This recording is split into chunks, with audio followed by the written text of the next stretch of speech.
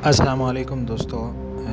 मैं हूं डॉक्टर ईसा ख़ान और आप देख रहे हैं मेडिको ट्यूब। एक दफ़ा फिर मैं आपकी खिदमत में हाज़िर हुआ हूं। इससे पहले शायद मैं इंग्लिश में एक कंप्लीट लेक्चर ना दे सका डेक्सामेथासोन पे, लेकिन जैसा आप सब देख रहे हैं, कल से एक सोशल मीडिया पर और जितने भी टेलीविज़न चैनल्स हैं या जो भी आ रहा है, सब एक कहराम बचा हुआ है कि एक नया ड्रग आ गया है, नई डिस्कवरी आ गई है, कोरोना का इलाज आ गया है। लेकिन ऐसा कुछ भी नहीं है। आप देखें, ये डेक्सामेथासोन जो है या स्टेरॉइड्स जो है, ये हम पहले ही दिन से यूज़ कर रहे हैं। सिर्फ हम यूज़ नहीं कर रहे हैं, बल्कि पूरी दुनिया यूज़ कर रही है स्टेरॉइड्स को।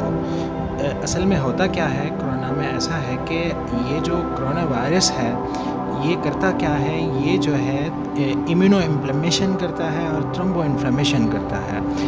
जितने भी पेशेंट हमारे पास आते हैं, आप देखें कि उनका ESR लेवल जो है वो काफ़ी इंक्रीज़ होता है, इनका IL-6 लेवल इंक्रीज़ होता है। तो इट मीन्स कि इनमें इन्फ्लेमेशन होती है।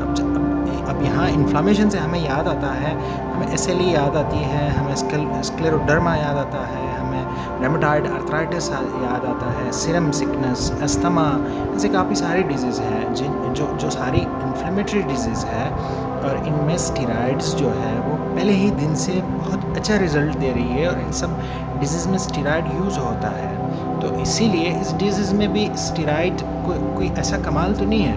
हाँ, ये है कि इसका बहुत अच्छा रिस्पॉन्स आता है, बहुत अच्छा रिज़ल्ट आता है स्टेरॉइड्स का। लेकिन यहाँ पे क्वेश्चन एक और है। अब मसला ये है कि आपने स्टेरॉइड्स देना कब है, कितने डोज़ में देना है। असल चीज़ ये है ना, असल बात ये है कि आपने हाइपोक्सिया पकड़ना है। जब तक आप हाइपोक्सिया पकड़ते नहीं हैं, स्टेरॉइड्स का कोई ऐसा रूल नहीं आएगा ना। असल में होता ये है कि आपने जो है ना, स्टेरॉइड पहले ही जो एक्यूट फेजेस होते हैं ना, उसमें जब इन्फ्लेमेटरी लेवल्स इंक्रीज़ हो जाते हैं, तब आपने देना है। देखो, अगर एक पेशेंट का ऑक्सीजन लेवल जो है वो रूम टेम्परेचर पे या चलने में या बोलने में 94 से डिक्रीज़ आता है, तब जो है ये हाइपोक्सिया में है और हमने इसी स्टेज में ही इसको जो है ना स्टेरॉइड्स देने हैं। अब अगर आप इस स्टेज में स्टेरॉइड ना दें, तो फिर बाद में जो है इसका इतना रिस्पॉन्स नहीं आता।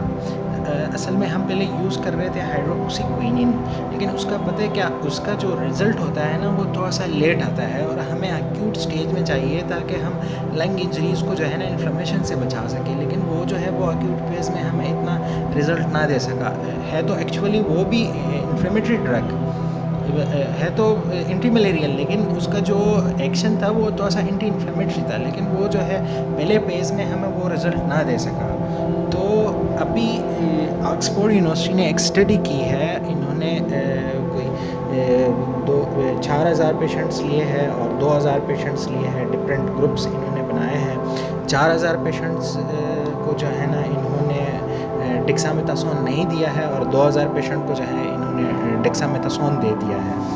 अब 2,000 पेशेंट को जो इन्होंने डेक्सामेथासोन दिया है, जो वेंटिलेटर पे थे, उनमें 28 से 40% जो है मॉर्टिलिटी रेट इंक्रीज़ हो गई, और जो ऑक्सीजन पे थे उनमें 20 से 25% जो है मॉर्टिलिटी रेट इंक्रीज़ हो गई है। काफ़ी अच्छा रिज़ल्ट है।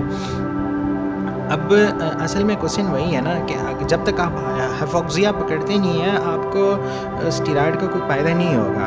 अगर आपका पेशेंट रूम टेम्परेचर पे उसका जो है ऑक्सीजन लेवल या ऑक्सीजन सैचुरेशन जो है वो 94 से आता है, तो इस वक्त अगर आप एक लो मॉलिक्यूलर वेट हेपारिन, उसके साथ रेमडेसिविर अगर मिलती है, वो रेमडेसिविर हो और साथ में जो है लो डोज पे आप स्टेरॉइड दे, तो बहुत अच्छा रिज़ल्ट आता है इसका। अब जो पेशेंट का जो एडमिशन टाइम है ना, एडमिशन टाइम पे अगर आप इसका इन्फ्लेमेशन ज़्यादा होता है, यानी कि आप इसका ESR लेवल देखते हैं, CRP लेवल देखते हैं और LDH वगैरह ये चीज़ें अगर उनकी इंक्रीज़ आती है, तो आप डायरेक्ट प्रेडनिसोलोन स्टार्ट कर दें। अब एक और मसला हो गया है कि अब कल से जो है प्रेडनिसोलोन मार्केट से शॉर्ट होना शुरू हो गई है, और अमेरिका में मेरे ख्याल से इसका जो एक्चुअल प्राइस है वो 5 से 6% तक बढ़ गया है। लाज़मी नहीं है कि आप प्रेडनिसोलोन लें, कोई भी स्टेरॉइड, मेथाइल प्रेडनिसोलोन, कोई भी स्टेरॉइड हो, वो सेम यही काम करेगा।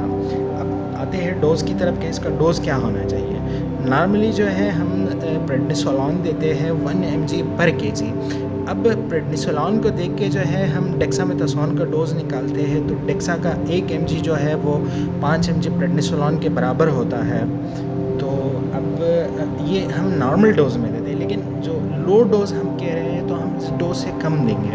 अगर 10 दिन के लिए हम लो डोज़ पे ये चीज़ें डेक्सा को लो डोज़ पे यूज़ करें या प्रेडनिसोलोन को यूज़ करें या मेथाइल प्रेडनिसोलोन को यूज़ करें, तो मेरे ख्याल से ये काफ़ी अच्छा रिज़ल्ट दे सकता है। लेट्स होप, देखते हैं आगे और क्या क्या आता है।